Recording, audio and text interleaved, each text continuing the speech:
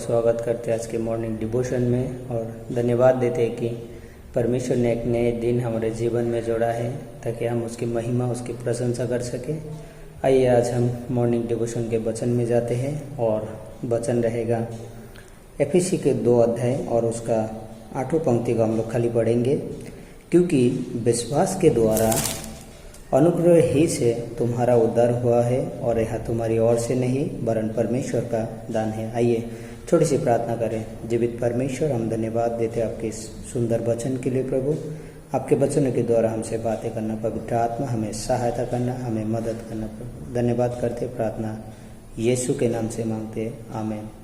जैसे कि हमने यहाँ पे पढ़ा और आज के वचन के जो शीर्षक है वो है कि परमेश्वर अनुग्रहकारी। क्योंकि परमेश्वर अनुग्रह के द्वारा, यानी कि जो विश्वास हमने किया, विश्वास ही से अनुग्रह के द्वारा हमारा उद्धार हुआ है। मैं एक बाइबल के एक घटना को मैं बताना चाहूँगा, जहाँ पर लिखा है एक प्रोडिगल सन के विषय में, जो ओढ़ाऊ पुत्र के जो दृष्टांत दिया हुआ है उसके विषय में मैं थोड़ा सा आपको बताना चाहूँगा। और उससे पहले मैं बताना चाहूँगा कि अनुग्रह क्या है। अनुग्रह जो है वो हमारे जो परमेश्वर है, परमेश्वर के द्वारा आता है।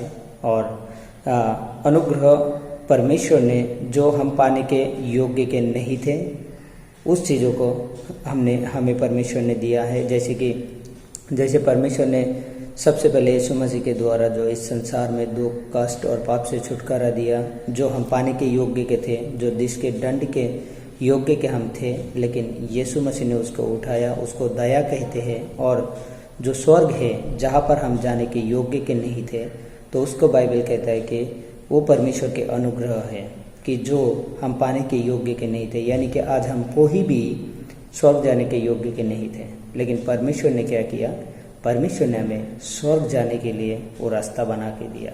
परमेश्वर अपने अनुग्रह के द्वारा हमें स्वर्ग के नागरिक ठहराया। तो आज हम धन्यवाद दे सकते परमेश्वर के, परमेश्वर उसके अनुग्रह के द्वारा हम स्वर्ग जा सकते हैं। उसके बाद जैसे हम देखते हैं कि 2 प्रकार के अनुग्रह है। यहाँ पे मैं कहना चाहूँगा कि एक अनुग्रह है जो कि साधारण अनुग्रह, ये हर एक मनुष्य के लिए है। जो अविश्वासी है उसके लिए भी है, जो विश्वासी है उसके लिए भी है। लेकिन जो स्पेशल अनुग्रह है वो केवल चुने हुए लोगों के लिए है, वो केवल विश्वासियों के लिए है। जो यीशु मसीह के ऊपर विश्वास करते हैं, केवल उसके लिए ही वो अनुग्रह है। जिस तरीके से साधारण अनुग्रह में अगर हम लोग देखते हैं, जैसे कि परमेश्वर ने सूर्य को बनाया और उसके जो रोशनी है वो हम सभी लोगों को देता है। ऐसा नहीं कि मैं विश्वासी हूँ, मैं यीशु मसीह को जानता हूँ या यीशु मसीह से विश्वास करता हूँ या उसके वजह से मेरे ऊपर वो रोशनी आ रहा है, नहीं। लेकिन वो जो साधारण अनुग्रह है वो सभी के लिए है। जो अविश्वासी है उसके लिए भी होता है, जो विश्वासी है उसके लिए भी होता है। जिस तरीके से बारिश आता है, बारिश केवल ऐसा नहीं कि जो विश्वासी है उसके लिए ही गिरता है, लेकिन अविश्वासी के लिए भी बारिश गिरता है। तो यहाँ पे हम देख सकते हैं, लेकिन स्पेशल अनुग्रह जो परमेश्वर की ओर से वो केवल ही विश्वासियों के लिए है। जो यीशु मसीह पर विश्वास करते हैं, केवल उसके लिए वो स्पेशल अनुग्रह है। और वो स्पेशल यानी कि खास अनुग्रह के द्वारा हम केवल परमेश्वर के नज़दीक जा सकते हैं, हम केवल परमेश्वर को जान सकते हैं। क्योंकि अनुग्रह हम सभी के लिए है, लेकिन हमने जब निर्णय किया कि परमेश्वर के साथ चलना या तो यीशु मसीह के साथ चलना, तब हम देख सकते हैं कि उसके खास अनुग्रह हमारे लिए दिया गया और उस अनुग्रह के द्वारा हम परमेश्वर को जान पाते हैं।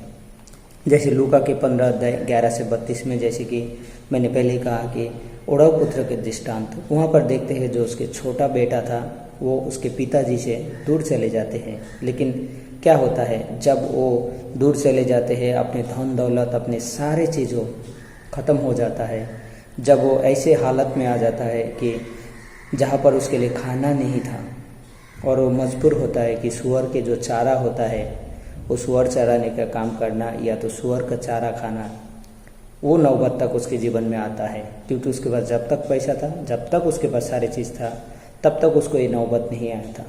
लेकिन जब वो देखता है कि ये सारे नौबत आया, तो उसने याद किया अपने घरों को, अपने पिता को, और उसने क्या किया, उसने पिता को जब याद किया, अपने घरों को जब याद किया, तो उसको याद आया कि हमारे घर में जो नौकर थे, यानी कि पिता के घर में जो नौकर है, वो भी इससे अच्छा बढ़िया खाना खाता है।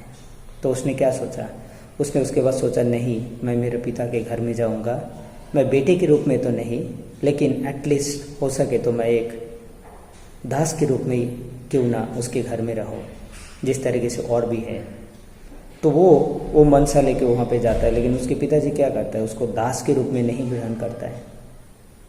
वो अपने पुत्र को जब देखता है, वो दौड़ के आता है पिता, और उसके सामने आके उसको गले में लगाता है। ये नहीं कहता है कि तेरा कपड़ा गंदा है, ये नहीं कहता है तेरे चप्पल फटा हुआ है, ये नहीं कहता है तेरे दाढ़ी बड़ा बड़ा है, ये नहीं कहता है तू बड़ा महिला अवस्था में है, लेकिन वो एक ही चीज़ करता है, वो अपने बेटे को गले लगाता है पिताजी, और उसको चूमता है, उससे प्रेम करता है।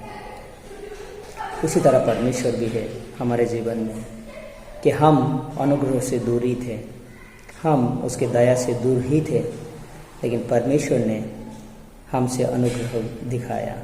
परमेश्वर ने हमें वो स्वर्ग का नागरिक बनाया।